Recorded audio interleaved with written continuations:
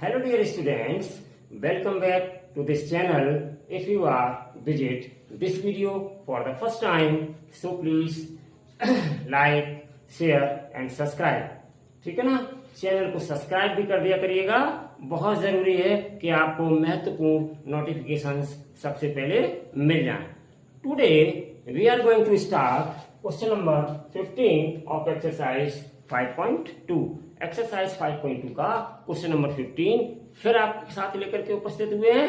इसको बहुत ही केयरफुली समझिएगा स्टूडेंट्स, ठीक है। अच्छा क्वेश्चन है, ये बहुत अच्छा क्वेश्चन है, एग्जाम के लिए भी बहुत ही महत्वपूर्ण इंपॉर्टेंट क्वेश्चन है। इस टाइप के टेक्निकल क्वेश्चन एग्जाम्स में पूछे जाते हैं आपके बोर्ड एग्जाम में, ठीक है ना। CBSE board exam class 10th में ऐसे क्वेश्चंस पूछे जाते हैं। चलिए, तो ये क्वेश्चन है आपका, for what value of n. वो ये कह रहे हैं एन की किस वैल्यू के लिए, ठीक है ना। एन की किस वैल्यू के लिए are the nth terms of two APs. Two APs दी गई है, मीन्स टू अर्थमेटिक प्रोग्रेशंस दी गई हैं।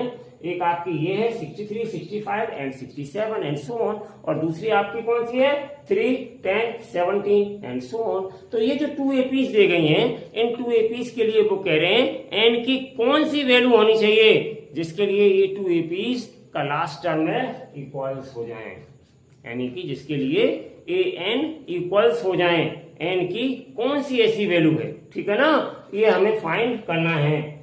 तो ध्यान से समझिएगा बच्चों, यहाँ पे हमने पहले फॉर फर्स्ट एपी, यानी कि हम इस एपी के लिए पहले लेंगे सूचना है, ठीक है ना। तो देखिए इसमें बच्चों क्या हो जाएगा, ए की वैल्यू कितनी हो जाएगी 63 हो जाएगी, ठीक है ना। और यहाँ से हम कॉमन डिफरेंस डी निकालेंगे, तो 65 माइनस 63 तो कितना आ जाएगा 2। Second term minus first term, तो कितनी आ गई वैल्यू 2। तो यहाँ ए की वैल्यू 63 है, बी की वैल्यू 2 है। तो एक तो हमने पहली एपी से ये इंफॉर्मेशन कलेक्ट करी है, ठीक है।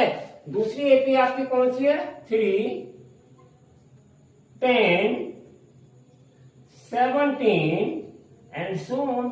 तो यहाँ पे देखिए स्टूडेंट्स, ए की वैल्यू कितनी है 3 है, ठीक है ना। और बी की वैल्यू कैसे निकालोगे, यहाँ से सेकंड टर्म में से फर्स्ट टर्म को माइनस कर दोगे, तो 10 माइनस 3 कितना आ गया 7।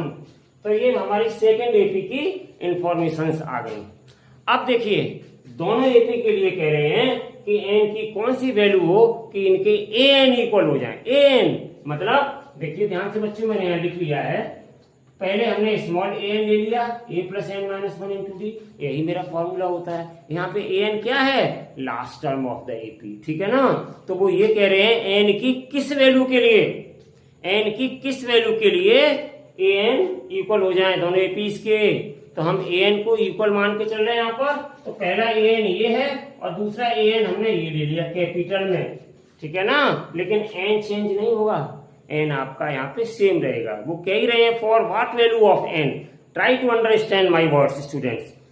For what value of n are the nth term of two APs so and so equals. इसका मतलब ये चाह रहे हैं वो बच्चों कि अगर हम ए एन बराबर कैपिटल ए एन कर दें तो देखते हैं एन की वैल्यू क्या आएगी। एन की वो वैल्यू हमें चाहिए जिसके लिए small a n means last term of first AP और capital A n means second last term of the second AP, ठीक है, last term of the second AP, ठीक है ना। तो हम इस रिलेशन के अकॉर्डिंग इन दोनों को रख देंगे। तो यहां पर लिख देंगे according to question,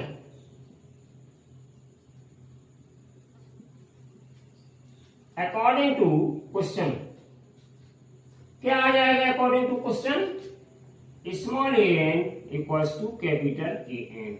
this means that बच्चों ये वैल्यू उठा के हम रख देंगे। स्मॉल ए एन की वैल्यू मेरे पास क्या है ए प्लस, ध्यान से देखो यहाँ पे कैपिटल डी आएगी आपकी, कैपिटल ए आएगी सेकेंड एपी के लिए, ठीक है ना।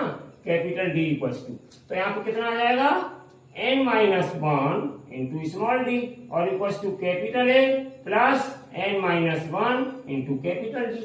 तो इस तरीके से हमने दो एपी के लिए अलग अलग फॉर्मूले बना लिए।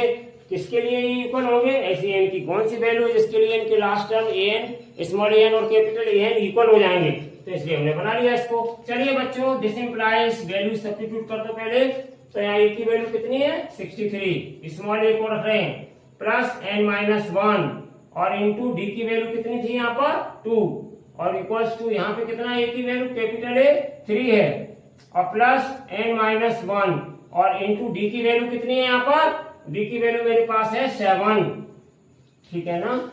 इस 3 को इधर ट्रांसपोज कर लेंगे स्टूडेंट्स, तो क्या आ जाएगा 63 माइनस 3, ये प्लस का 3 है, इसको इधर लाएंगे माइनस का 3 हो जाएगा दूसरे साइड में, right and left hand side में, और ये हम इधर भेज देंगे स्टूडेंट्स।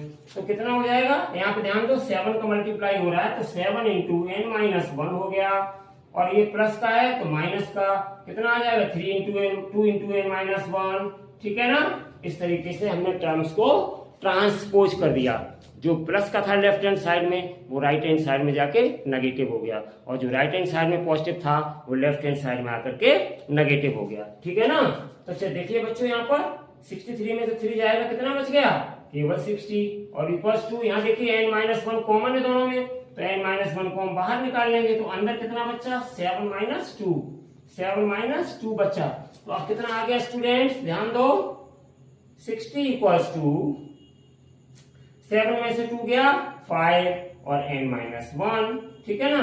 तो दिस इंप्लाइज कितना आ गया 5, ये डिवाइड कर दीजिए 5 से, तो 60/5 इक्वल्स टू कितना आ गया n-1, तो दिस इंप्लाइज 5 से कैंसिल्ड हो जाएंगे 12 टाइम्स, तो कितना आ गया n-1 इक्वल्स टू 12, तो this implies n equals to कितना आ गया 12 प्लस 1, तो दिस इंप्लाइज n की वैल्यू कितनी आ गई students 13।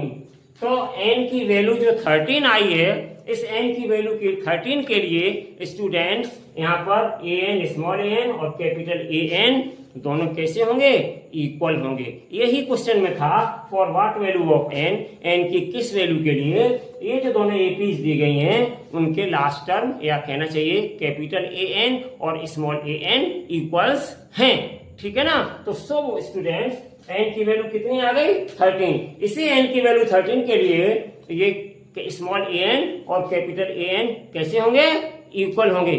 Thank you so much for watching this video. See you again with a new lecture. Till then, stay healthy and take care and bye bye.